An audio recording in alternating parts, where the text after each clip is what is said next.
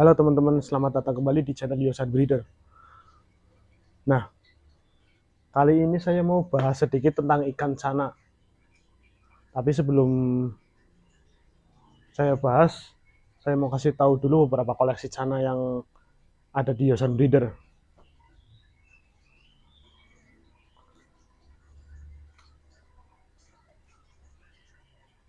Nah, yang pertama ini ada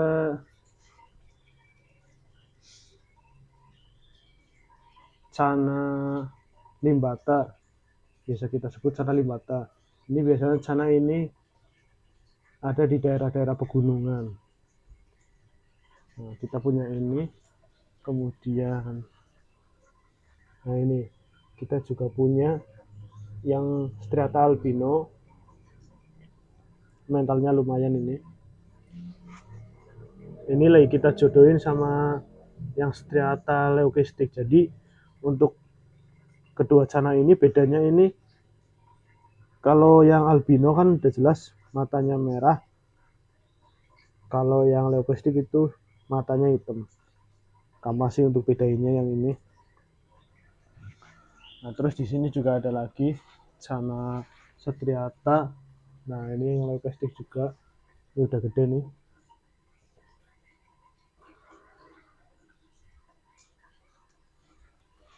Di sini juga ada cana limbata lagi.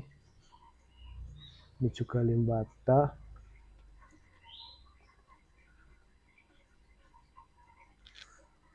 Nah, ini. Wih, ngamuk dia. Lumayan galak ini.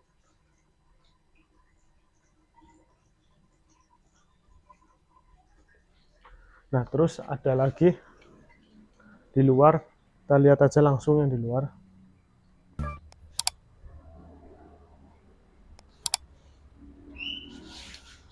Oke.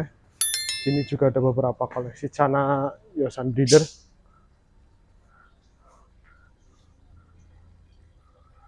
Nah,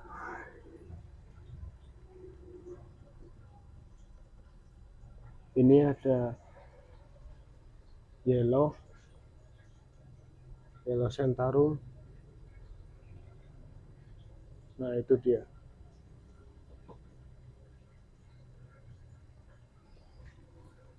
Ini ada Lucius. Kalau yang Lucius ini dari fisiknya mirip banget sama Toman.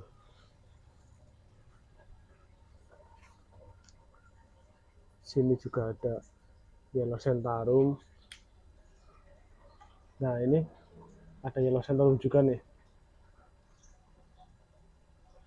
Udah cakep nih.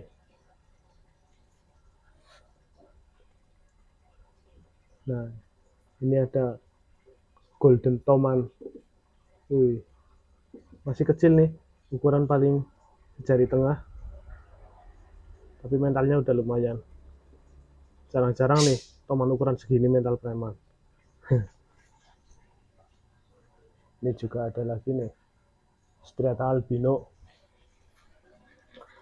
Di sini juga masih ada beberapa ekor.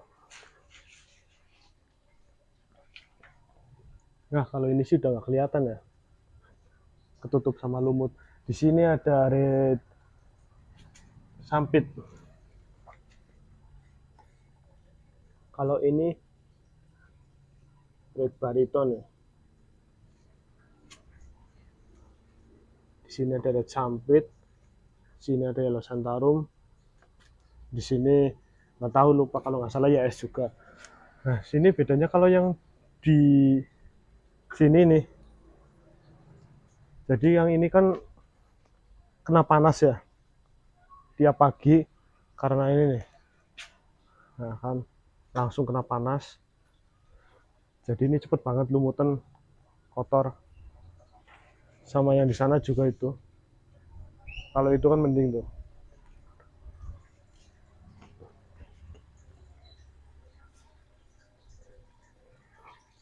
Nah, sekarang ini yang lagi rame lagi, lagi viral ini di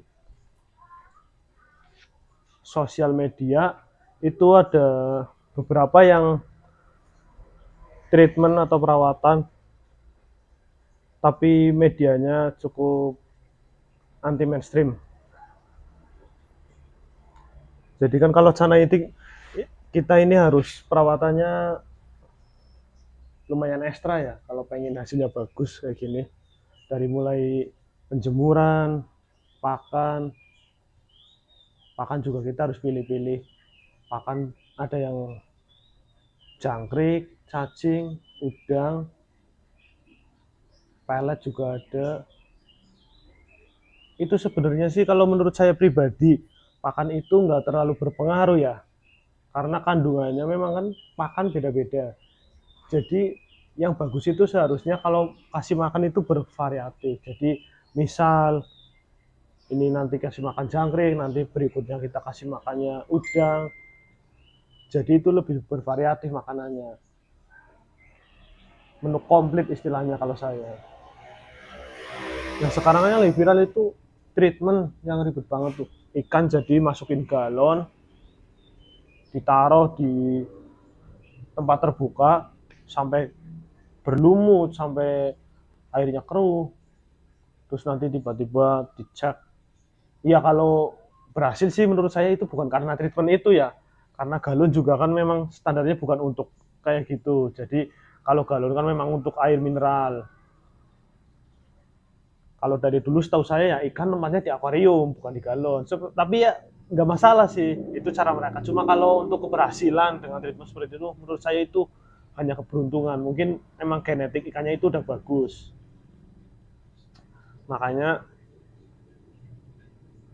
eh, bisa berhasil. Tapi banyak juga yang gagal, ada yang treatment pakai galon itu ikannya jadi mati, nggak kuat lah. Memang kan dari galon itu kan lubang udaranya itu cukup kecil, paling cuma segini nih.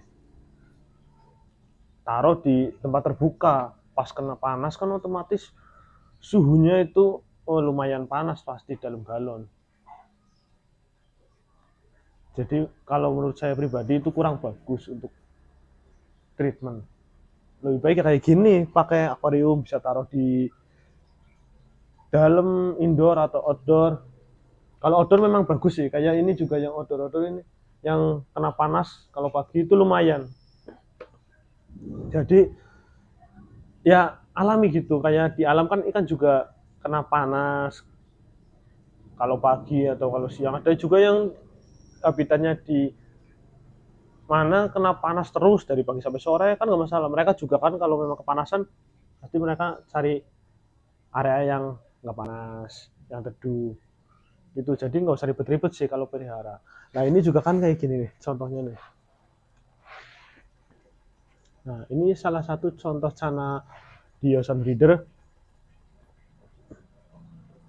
Ini kita nggak treatmentnya ribet-ribet nih, cuma kasih makan kadang cangkrik, kadang udang, kadang ikan juga nih.